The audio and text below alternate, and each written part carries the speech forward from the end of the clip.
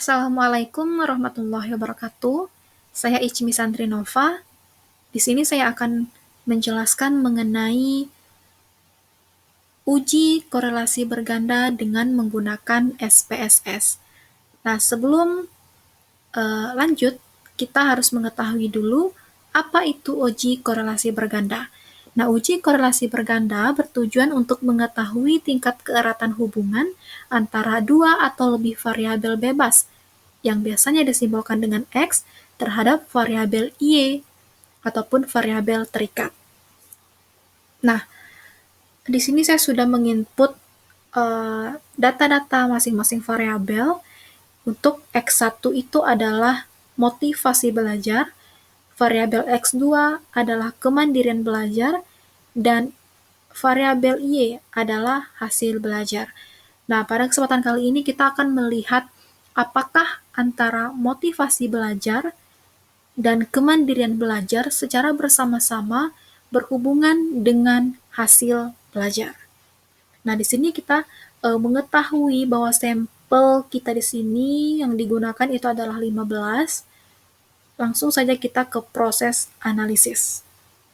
Klik menu Analyze, klik Regression, karena kita meminjam output dari analisis regresi untuk melakukan uji korelasi.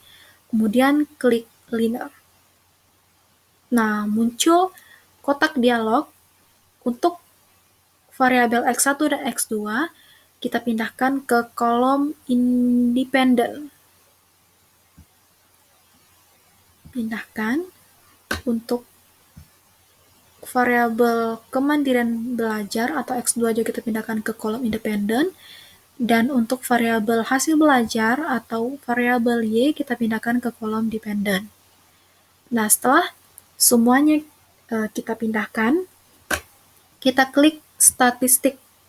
Kemudian kita centang di R-square change. Sudah tercentang, klik continue, lalu klik OK. Nah, di sini sudah muncul output dari uji korelasi berganda, di mana pada output variabel insert ataupun removed ini menjelaskan mengenai variabel yang kita input tadi, yaitu kemandirian belajar dan motivasi belajar. Kemudian ada variabel hasil belajar sebagai variabel yang dipengaruhi dalam hal ini. Nah, untuk output yang kedua, yaitu model sumari ini, di sini kita melihat significant of change-nya.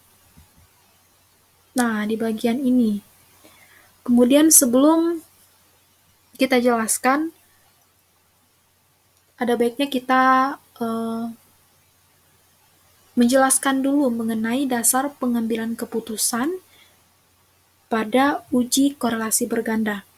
Nah, jika nilai signifikannya itu lebih kecil dari 0,05, maka berkorelasi ataupun berhubungan. Dan sebaliknya, jika nilai signifikannya lebih besar dari 0,05, maka artinya tidak berkorelasi ataupun tidak berhubungan.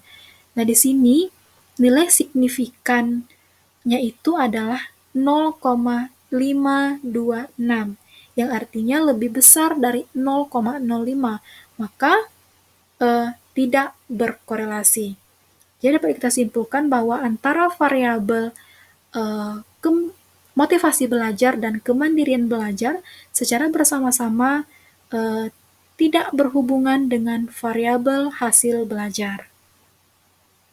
Nah, kemudian untuk tingkat keeratan hubungan tersebut, lihat nilai R.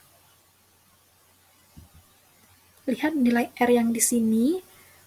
Nah, ternyata nilai R di sini adalah nilai koefisien korelasinya, yaitu 0,318.